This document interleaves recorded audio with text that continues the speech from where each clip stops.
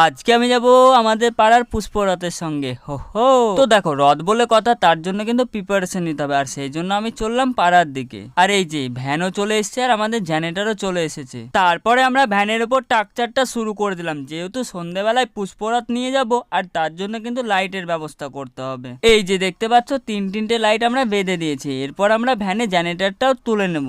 এই যে তোলাও হয়ে গেল। অবশেষে আমাদের লাইট লাগানো কমপ্লিট। এই যে দেখতে পাচ্ছ। তো চলো রেডি হয়ে দেখা হচ্ছে। অবশেষে রেডি হয়ে চলে এলাম আমাদের পাড়ার ছোট্ট হরি মন্দিরে। দীর্ঘ প্রতীক্ষার পর বাজনা এবং পাড়ার সকলকে নিয়ে চললাম অন্য একটি মন্দিরে, কারণ সেখানে হয় এই পুষ্পরথের মেলা, কারণ সেখানে প্রচুর রথ রয়েছে। আমাদের গ্রামে তো এরকম রথ হয়, আর তোমাদের গ্রামে কি হয় অবশ্যই কমেন্ট করে বলবে। তারপর আমরা রথটা টানতে টানতে চললাম অন্য একটি মন্দিরের দিকে। আমরা যে বাজনাটা নিয়ে এসেছিলাম সেই বাজনাগুলো এখানে বাজাচ্ছিল। অবশেষে আমরা মেন মন্দিরে চলে এলাম। তো আমরা তো তখন মেলা দেখতে থাকি, তোমরা তো তখন চ্যানেলটা সাবস্ক্রাইব করো। বাই।